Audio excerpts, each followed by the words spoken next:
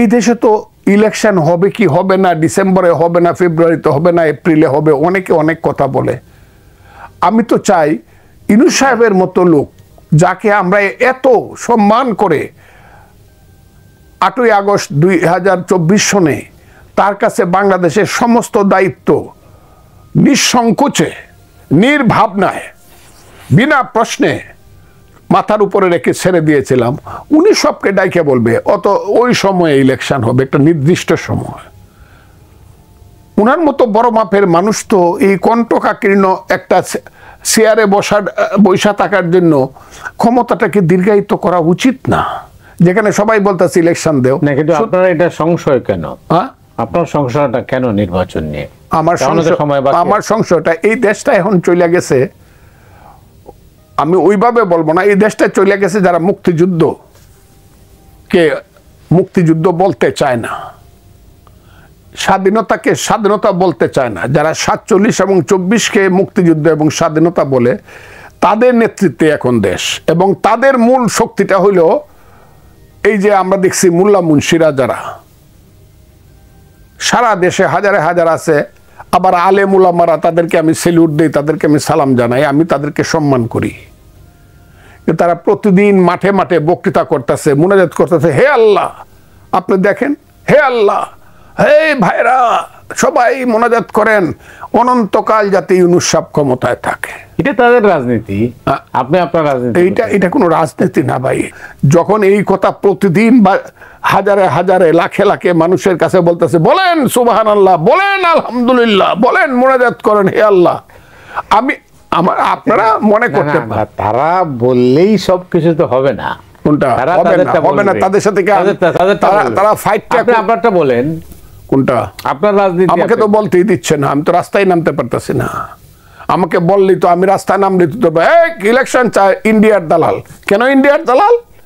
ইন্ডিয়ার পররাষ্ট্রমন্ত্রী বলছে জয়শঙ্কর যে ইলেকটেড সরকারের সঙ্গে আমরা কথা বলবো, কাজে বাংলাদেশে দ্রুত ইলেকশন হওয়া দরকার।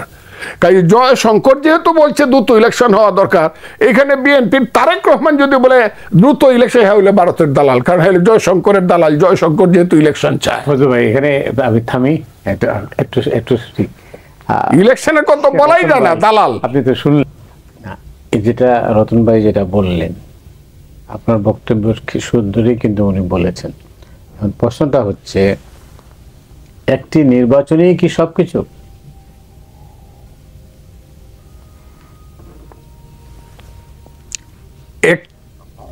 একটি নির্বাচন সবকিছু, এটা তো কেউ বলছে না। কিন্তু নির্বাচন না হলে তো, দরজা না খুললে তো আপনি ঘরে ঢুকতে পারবেন না। আপনি বাংলাদেশের রাজনীতির ট্রেনটা, আমি এটা বহুদিন বলতেছি, লাইনে তুলতে হইলে আপনাকে একটা ইলেকশন লাগবে। ট্রেনটাই আপনি লাইনে তুলতেছেন না, সেই ট্রেন চিটাং যাবে না, ময়মনসিংহ যাবে না, রংপুর যাবে, এটা তো আপনাকে বুঝবেন কি করিয়া? এই দেশের একটা ইলেকশনের জন্য 23 বছর পর্যন্ত বাঙালি জাতি অপেক্ষা করছে পাকিস্তান আমলে, এবং একটা ইলেকশনে নির্ধারণ হয়েছে যে বাঙালি জাতির যে সত্তা, সেই সত্তা প্রতিষ্ঠিত হবে নাকি আবার এটা পদদলিত হবে। এবং একটা ইলেকশনের মধ্য দিয়ে হিয়া খান যখন ইলেকশনের রায় মানল না, এর জন্য 30 লক্ষ লোক মারা গেছে। ইলেকশনটাকে আপনি এত ছোট করে, election is the total outburst of the opinion of the people of a country. একটা দেশের মানুষের, সমস্ত মানুষের তার অভিমতের বহিঃপ্রকাশ হলো ইলেকশন। এটাকে ছোট, এই দেশটা তো মানুষের, মানুষের দেশ হইলে মানুষকে কেন বলতে দেন না যে এই দেশে কারা নেতৃত্ব করবে, কারা দেশ চালাবে, এটা কেন বলতে দিতেছেন না? 3 মাসে যদি তত্ত্বাবধায়ক সরকার ইলেকশন করতে পারে, এবং আমার ধারণা তত্ত্বাবধায়ক সরকার আইনটা পাস হইলে 120 দিনের মধ্যে অবশ্যই ইলেকশন করতে হবে। দুইটা সরকারের চরিত্র কিন্তু এক না, কোনটা তত্ত্বাবধায়ক বলেন আর অন্তর্বর্তী আইন বলেন।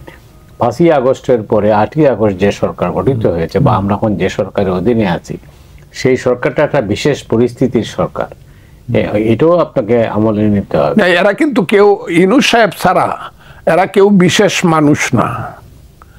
যারা আন্দোলন সংগ্রাম বিপ্লব করছে, সেই বিপ্লবের যদি কর্মসূচি থাকতো, তারা যারা বলতেছে সেই বিপ্লবের কর্মসূচিটাকে বাস্তবায়ন করার জন্য যদি শহীদ মিনারে দাঁড়ায় সবকিছু ভাঙ্গিয়া বলতো, যে আমরা একটা বিপ্লবী সরকার করলাম, আমরা এইভাবে চালামো ওইভাবে চালামো, সেটা একটা জিনিস ছিল। এটা কোনো বিপ্লব টিপ্লব না, একটা গণ অভ্যুত্থান। একটা সময়ে প্রশ্ন আসবে, এইটা যে গণ অভ্যুত্থান, সেই গণ অভ্যুত্থানের পিছনেও প্রশ্ন আছে কিনা, এটা কিন্তু আসবে এক সময়, আমি আজকে করব না। এই প্রশ্নটা কিন্তু অলরেডি এখন আমি দেখলাম একজন বড় পুলিশ অফিসার এই প্রশ্নটা তুলে ফেলছে প্রকাশ্যে, আমি জানি না তার কি হবে, তুলে ফেলছে, সারা দেশব্যাপী উঠতেছে। আপনি এই একটা আন্দোলন করিয়া আপনি যাদেরকে ক্ষমতায় বসাইলেন তিনি হলেন ইউনূস সাহেব, একজন দল নিরপেক্ষ মানুষ। কথাটা সঠিক না বেঠিক? উনি তো দল করে না, তো উনাকে আমরা বসাইলাম, উনি তো ক্ষমতায় থাকবেন না, তো ওনার তা কাজটা ইলেকশন দেওয়া। আসিফ নজরুল বা অন্য যারা আমলারা আছে, এরা কি কেউ একদিনের জন্য এক ফুটা গায়ের গাম জড়াইছে আন্দোলনের জন্য? 2টা ছেলে আছে, আগে ছিল 3টা ছেলে। এদেরকে যদি আপনি বলেন যারা আন্দোলনের নেতা ছিল, আমি মানবো, তো 3টা ছেলে তো আর দেশ চালাতেছে না। এখন তো আইসা পড়তেছে আমেরিকার থেকে উড়ে আইতেছে জলিল নাকি খলিলুর রহমান একজন আইতেছে, আমি চিনলাম, বাবারে বাংলাদেশে এত এত মহামানব আছে। আমি তো হ্যাঁ অবশ্যই আছে, ভালো মানুষ তো আছে, সব জায়গায় আছে। কি দরকার একজন অনির্বাচিত গভর্নমেন্টের কি একজন এনএসএ লাগে? এই সারা দেশের আমার নিরাপত্তা বাহিনীকে লিড করার জন্য খলিল সাহেবের মতো একটা লোকের দরকার হয়। উনি কি দেখি ইউনূস সাহেব পারে? এটা কি সংবিধান এলাও করে? না না, অবশ্যই করে। কি করে? অবশ্যই কেন করবে? আমি বলি, পুরনো কনসেপ্টে আপনি রয়ে গেছেন। পৃথিবীর বহু দেশে, এমনকি ভারতবর্ষেও আপনার কিন্তু অনির্বাচিত, আপনি যার কথা যারা বললেন তারাই কিন্তু এনএসএর দায়িত্ব। কোনটা ভারতবর্ষে কি অনির্বাচিত সরকার? অনির্বাচিত সরকার না, কি মানে যে ব্যক্তিকে দায়িত্ব দেওয়া হয়েছে উনি অনির্বাচিত। উনি কে? ওনার নাম হলো অজিত দোভাল। আমার কথাটা শুনেন, আমি না বুঝে তো কথা বলি না। অজিত দোভাল তো জীবনের প্রথম দিন থেকে এই লাইনে চাকরি করে আসছে। He was the chief of the biggest intelligent branch of India. Is it fact or no? But who is mister Khalilur Rahman? যে একটা, এইটা তো নির্বাচিত সরকার না। আমি খলিলুর রহমানকে নির্বাচিত কেউ এটা বলছি না, আমি বলছি একটা অনির্বাচিত সরকার কি এত বড় একটা পদক্ষেপ নিতে পারে যে আমার দেশের নিরাপত্তা দেখার জন্য আমেরিকার থেকে একটা মানুষকে নিয়ে আসে, যে এখন পর্যন্ত আমেরিকার নাগরিক, তাকে এই নিরাপত্তার দায়িত্ব দিয়ে দিবে? পারে? আপনি যদি বলেন পারে, আমি বলবো পারে না। কিন্তু এই ব্যক্তিটাই কিন্তু আপনার মানে বিচারপতি লতিফুর রহমান সাহেবের প্রাইভেট সেক্রেটারি ছিল, এবং এই ব্যক্তিটা প্রাইভেট সেক্রেটারি থাকাকালীন সময় কি কি ঘটনা করছিল এগুলো কিন্তু সব কি ঘটনা বলতে চাই। প্রাইভেট সেক্রেটারি থাকা খুব যোগ্য। আমি আপনাকে বলি, চিফ সেক্রেটারি কোনো প্রাইভেট সেক্রেটারি তো deputy secretary, maximum joint secretary. কিন্তু এই দেশে তো চিফ সেক্রেটারি, সিনিয়র সেক্রেটারি আছে। এই কারণে আমি তাকে রাজনৈতিক নেতা মানবো নাকি? কি মনে গেঞ্জি যত দামি হোক, এটা কি শার্টের উপরে পরে কেউ রাজনীতিবিদ হইতে হবে? রাজনীতিবিদ দেয়ার মাস্ট বি পলিটিশিয়ান। আমার প্রতিরক্ষা বাহিনীর উপরে নেতৃত্ব করতে হলে there must be a politician. না, এটা মনে রাখতে হবে আপনাকে, সরকারটা রাজনৈতিক চরিত্র নাই। তাহলে উনি দিবেন কেন? উনি তো চলে যাবেন ইলেকশন দিয়া, তাহলে দিবেন কেন? আচ্ছা, আমি আসছি। উনি এটা ইলেকশন দিয়ে চলে যাবেন, উনি কেন এটাকে? আপনি ওয়েট করেন, আপনি তো ওয়েট না করলে তো বোঝা যাবে না। এইগুলো একদিন প্রশ্ন উঠবে। না, উঠবে। বলছে কম গণতন্ত্র বেশি উন্নয়ন।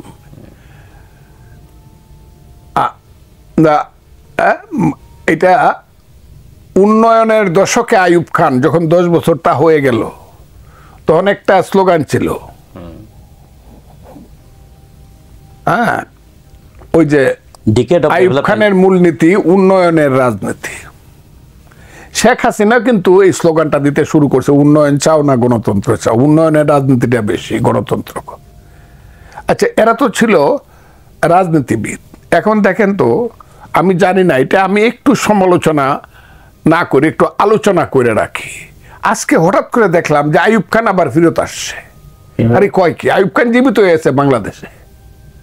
আইয়ুব খান এখন বলতে পারবে আমাদের নেতারা রে, যে তোরা তো শেখ মুজিবকেই বলতে পারবে ওই ওতে পরকালে, যে এই মিয়া তুমি তো আমারে খুব বকছিলা যে বিডি গণতন্ত্র কেন আমি দিলাম, ওই যে মৌলিক গণতন্ত্র। এখন তো তোমার দেশ দেখো, নোবেল পুরস্কার প্রাপ্ত একজন ব্যক্তির অতেই এখন হইতেছে যে বেসিক ডেমোক্রেসি হবে। কি প্রথমে মেম্বার নির্বাচিত হবে, সেই মেম্বাররা মিলে একজন চেয়ারম্যান নির্বাচন করবে। আইয়ুব খানের basic democracy, same in city corporation, same in municipality, সব জায়গাতে তারা অনেক উদাহরণ দেখাইতেছে। কিন্তু এটা আমাকে কিন্তু আইয়ুব খানের কথাটা খুব মনে করায় দিছে যে এই গণতন্ত্রটা হইলে মোটামুটি আইয়ুব খান অন্তত ফিরে আসবে এই দেশে, মানুষ বলবে এটা আইয়ুব খানও করছিল। এই জায়গাতে যাচ্ছে। আরো অনেকগুলো ঘটনা আছে, আপনাকে আমি বলি। আপনি যদি রিয়েলি চান যে এই দেশটার একটা গণতান্ত্রিক উত্তরণ ঘটুক, আধুনিক উত্তরণ ঘটুক, কল্যাণমূলক রাষ্ট্রের দিকে এই দেশটা যাক, তাইলে আপনাকে সব কিছুতে ওই যে অন্ধকারের যুগে চলে যাওয়ার যে প্রবণতাটা শুরু হয়েছে তার থেকে আপনাকে প্রতিবাদ করার মতো বা এইটাকে আপনার ওইটার থেকে আমরা অনেক দিন আগে ওই যুগ থেকে উঠে আসছিলাম। আবার যদি ওখানে নিতে চান নিতে পারেন, কিন্তু এটা বাংলাদেশ থাকবে না। বাংলাদেশ করতে হইলে বাংলাদেশ যে কারণে যুদ্ধ হয়েছিল, মুক্তিযুদ্ধ, তার অবস্থানে দাঁড়ায় বলতে হবে মুক্তিযুদ্ধ হয়েছিল গণতন্ত্রের জন্য, মুক্তিযুদ্ধ হয়েছিল মানুষের অন্ন, বস্ত্র, শিক্ষা, চিকিৎসা, বাসস্থানের জন্য, মুক্তিযুদ্ধ হয়েছিল বাঙালি জাতির সেই হাজার বছরের যে গৌরবের যে ভাষাভিত্তিক জাতীয়তাবাদের জন্য, মুক্তিযুদ্ধ হয়েছিল পৃথিবীর সবচেয়ে ওই যে ধর্মনিরপেক্ষতা ও সাম্প্রদায়িক একটা গণতান্ত্রিক রাষ্ট্র সৃষ্টি করার জন্য, ধর্মনিরপেক্ষ। এই জায়গাতে যদি দাঁড়াইতে পারেন তাহলে এটা বাংলাদেশ। এর বাইরে যদি আপনি যাইতে চান যে না এইগুলা দরকার না, এইগুলা বাতিল করো সব, আমরা ওই জায়গাতে যাব, কইতেও ভয় লাগে।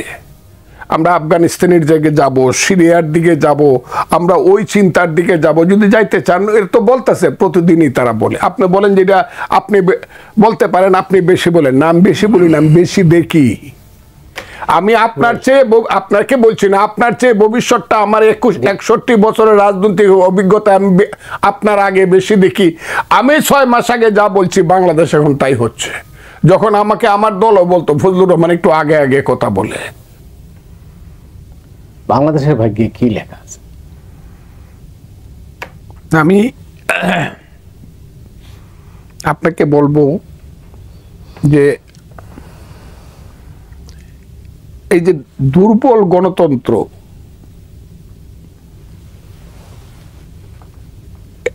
গণতন্ত্র তো আমার দেশে সঠিকভাবে প্র্যাকটিস করার সুযোগই দেওয়া হয় নাই, সুযোগই দেওয়া হয় নাই। এখন যে সুযোগটা আমার সামনে আসছে, এই সুযোগটাকে কিন্তু কাজে লাগানো উচিত এবং উচিত ছিল এবং লাগানো উচিত।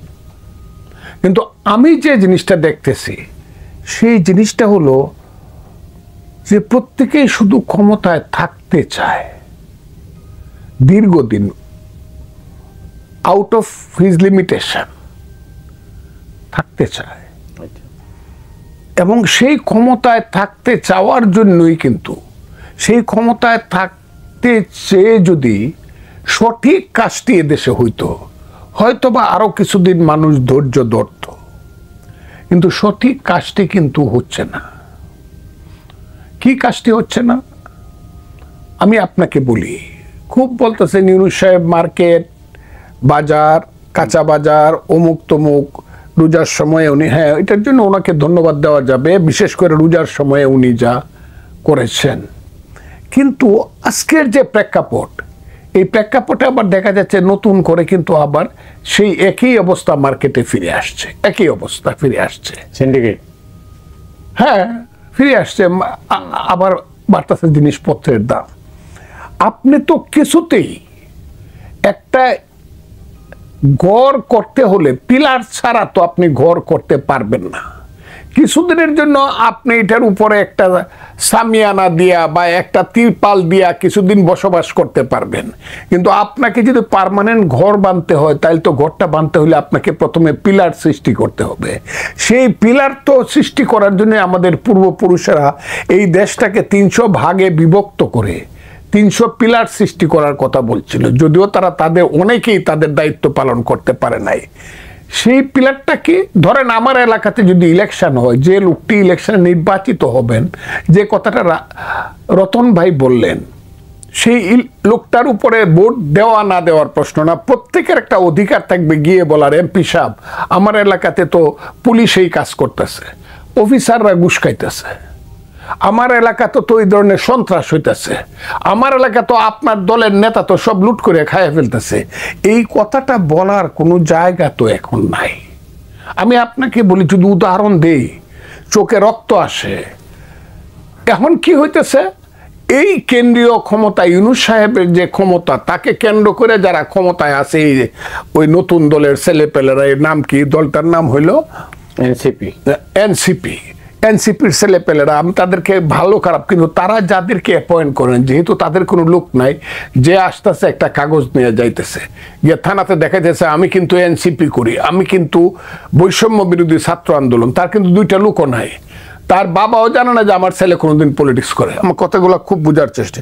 সে গিয়া, আজকেও আমাকে এই কাজটা উত্তরটা দিতে হয়েছে, যে সে গিয়া ইউনূস সাহেবের গাড়িতে বসে অথবা তার সামনে বসে পায়ের উপরে পা তুলে বলে এই থানা আমার কথায় চলবে, এবং এটা যদি না চলে তখন ইউনূস সাহেবের কাছে ফোন যায় এখান থেকে, আমার যে কি তার নাম কি সমন্বয়ক আছে বা আমার যে ছাত্র আছে সে চালাবে। তখন যারা এই যে বছরের পর বছর ধরে, ধরেন আমি স্বাধীনতার 54 বছর ধরে যে পার্টিগুলো, যে দলগুলো, যে মানুষগুলো রাজনীতি করে করে তার থানার সমস্ত মানুষের কাছে পরিচিত, প্রতিষ্ঠিত, তাদের অবস্থাটা কি দাঁড়ায়, এটা তো একটা নৈরাজ্যকর ব্যাপার সৃষ্টি হয়েছে সারা দেশব্যাপী।